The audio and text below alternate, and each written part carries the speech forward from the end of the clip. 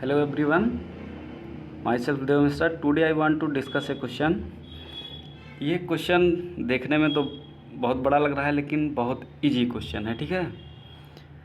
देखिए क्वेश्चन क्या है कि A protein X is kept in inactive state in the cytosol as complexed with protein Y, ठीक है।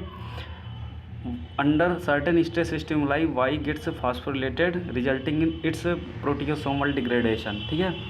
और X becomes free translocate to the nucleus and result in the transcription of a gene which causes cell death by apoptosis, ठीक। और उसको हम लिखे क्या है आगे, stress stimuli were given to the following 4 different cases. ये ऊपर एक पूरा क्वेश्चन दिया है और नीचे उसके 4 केसेस दिए गए हैं, ठीक है। उन्हीं 4 केसेज को देखते हुए हमें एक ग्राफ जो है इसमें से सेलेक्ट करना है कि कौन सा सही है, ठीक है। और ये एपोप्टोसिस का क्वेश्चन है। पहले केस में क्या कहा है कि प्रोटीन वाई है जे mutation such that phosphorylation leading to proteasomal degradation does not occur. Case B में है cells are transfected with a gene that encodes for a protein L that inhibits the translocation of protein Y to the nucleus, ठीक है। Case C क्या है, cells are transfected only with empty vectors used to transfect the gene for protein L. और D में क्या है कि इसको हम एक कास्पेज इनहिबिटर से कास्पेज को प्रिवेंट कर देते हैं एक इनहिबिटर लगा के, ठीक है। अब इसको हम नेक्स्ट स्लाइड में एक्सप्लेन किए हैं, देखते हैं। देखिए सबसे पहले ये जो डॉट डॉट दिख रहा है ये कोई डिज़ाइन हमने नहीं बनाई है, ये हम रिप्रेजेंट कर रहे हैं कि ये इसमें साइटोप्लाज्म भरा है, ये साइटोसॉल है और ये न्यूक्लियस है, ठीक है। ये न्यूक्लियस है, हमने लिख दिया, देखिए ये न्यूक्लियस है, ठीक है। अब जैसे जैसे क्वेश्चन कह रहा है वैसे वैसे करते जाइए, अपने आप सब कुछ सॉल्व हो जाएगा, ठीक है। सबसे पहले क्वेश्चन क्या कह रहा है, एक प्रोटीन एक्स है जो कि इनएक्टिव स्टेट में साइटोसॉल में है, ठीक है, और कॉम्प्लेक्स बनाई है प्रोटीन वाई के साथ, ठीक।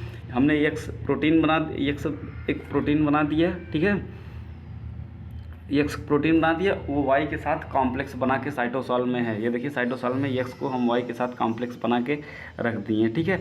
और क्या कर रहा है, एक्स इनएक्टिव स्टेट में है। एक्स इनएक्टिव स्टेट में इसलिए है क्योंकि इससे वाई जुड़ा है, ठीक है, इसीलिए एक्स इनएक्टिव स्टेट में है।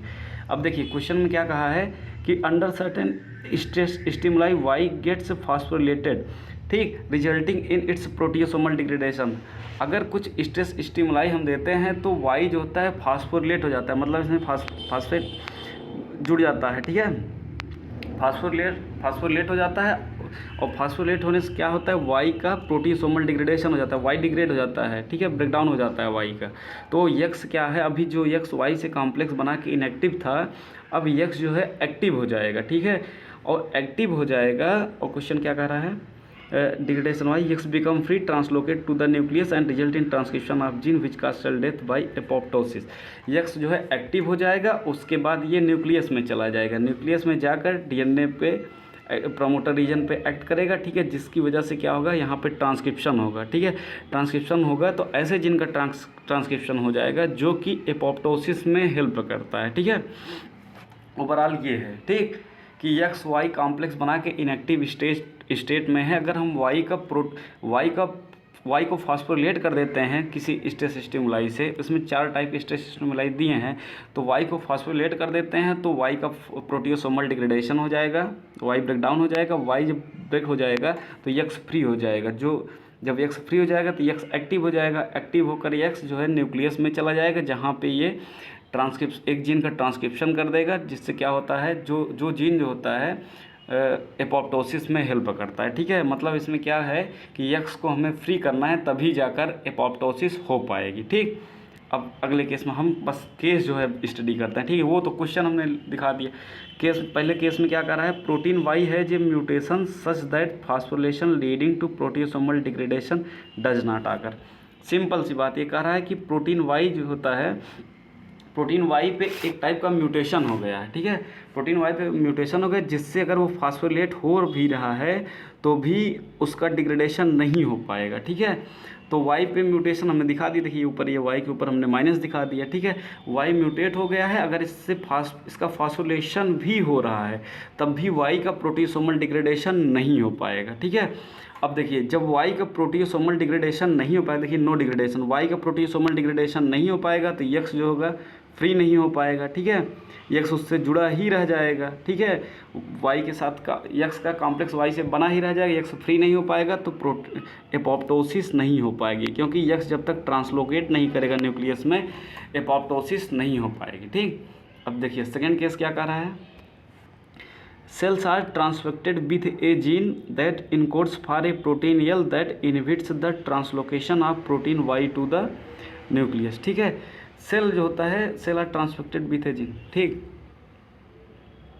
हमने क्या किया इसमें, देखिए इसमें क्वेश्चन में protein Y to the nucleus में लिखा है ट्रांसलोकेशन, लेकिन देखिए यहाँ पे Y का ट्रांसलोकेशन तो हो नहीं रहा है, ये क्वेश्चन ये थोड़ा गलत टाइप हो गया है, यहाँ पे प्रोटीन X होना चाहिए, ठीक है, क्योंकि प्रोटीन X का ट्रांसलोकेशन न्यूक्लियस में हो रहा है, Y तो वहीं पे ही डिग्रेड हो जा रही ना, ठीक है, Y साइटोसोल में ही है, ट्रांसलोकेशन X का हो रहा है, तो यहाँ पे प्रोटीन X होना चाहिए, ठीक है, सही कर लीजिएगा। तो अब क्या हो रहा है कि जो एक हमने जीन बनाया यल, ठीक है, एक जीन हमने यल बनाया, वो क्या कर रहा है, जो यक्स है यक्स के साथ जुड़ जा रहा है और यक्स के साथ जुड़ के क्या कर रहा है कि यक्स के ट्रांसलोकेशन को रोक दे रहा है, देखिए नो ट्रांसलोकेशन।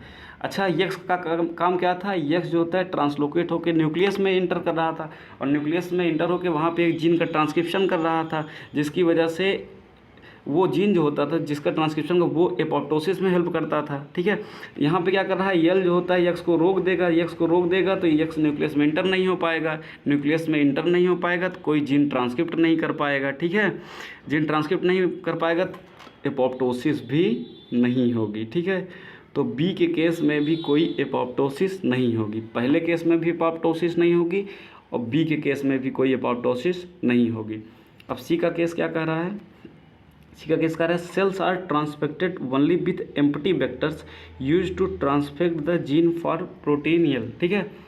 अब देखिए ये बहुत अच्छी लाइन लिखी है, इसमें समझना क्या है कि cells are transfected only with empty vector ना, वो जो सेल है, अब ओवरऑल ये कह रहा है कि यल का काम क्या था, यक्स के ट्रांसलोकेशन को रोक देना, ठीक है।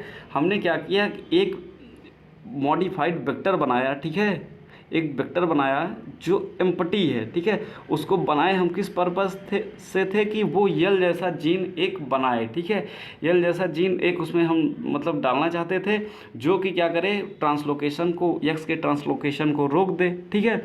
लेकिन क्या हुआ कि हमने वो वेक्टर डाला लेकिन वो एम्प्टी है, ठीक है, एम्प्टी है तो उसमें यल नहीं प्रेजेंट है, ठीक है, और जबकि हम उस वेक्टर को इसलिए बनाए थे कि हम इसमें एक यल जैसा जीन डालेंगे जो कि यक्स के ट्रांसलोकेशन को रोक देगा, तो उसमें जब यल है ही नहीं, ठीक है, हमने एक एम्प्टी वेक्टर सिर्फ ले लिया, उसमें यल नहीं है, जब यल नहीं है तो यल है नहीं तो यक्स क्या कर रहा है, आसानी से ट्रांसलोकेट कर जाएगा न्यूक्लियस में, जब आसानी से ट्रांसलोकेट न्यूक्लियस में कर जाएगा तो एपोप्टोसिस हो जाएगी, क्योंकि एपोप्टोसिस के लिए यही तो कंडीशन है कि अगर यक्स जो है न्यूक्लियस में पहुंच जाएगा तो वहाँ जीन ट्रांसक्रिप्शन कर देगा, तो वो ऐसा जीन है जो एपोप्टोसिस स्टार्ट कर देता है, ठीक है।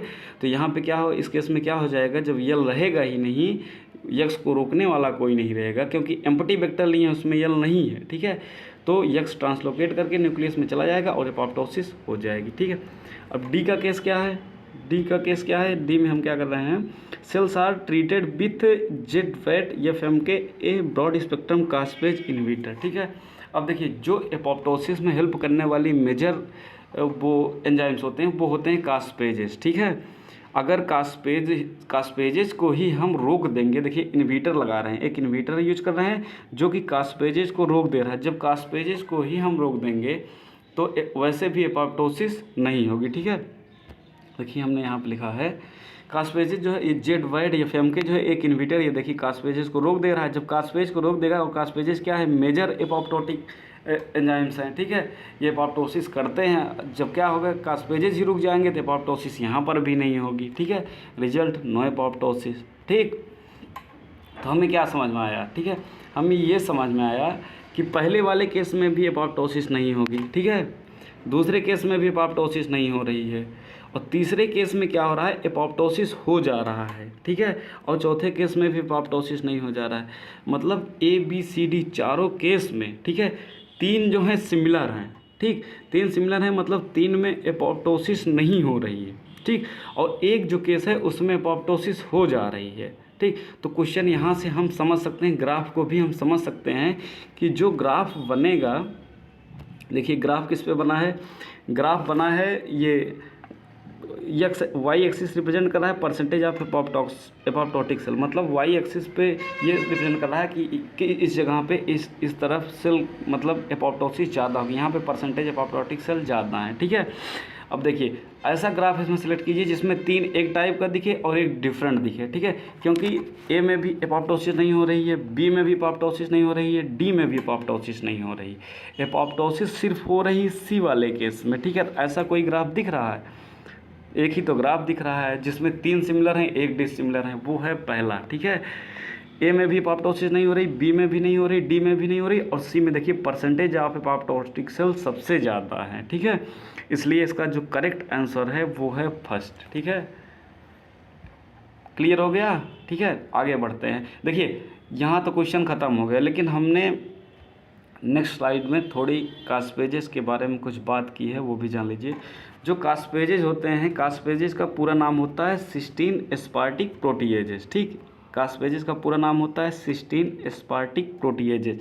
अब इसमें सिस्टीन और एस्पार्टिक के बारे में ये समझ लीजिए, और एक चीज़ ये लिखा है कि एपोप्टोसिस में हेल्प करते हैं, अभी हमने पहले ही बताया, ठीक है।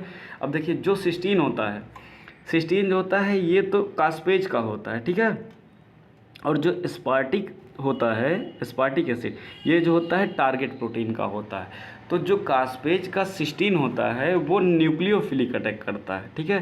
कास्पेज का सिस्टीन न्यूक्लियोफिलिक अटैक करता है और टारगेट प्रोटीन के एस्पार्टिक एसिड के बाद जो मतलब वाले रेजिड्यू पे ब्रेक कर देता है, ठीक है, एपोप्टोसिस कर देता है, सॉरी, ठीक है।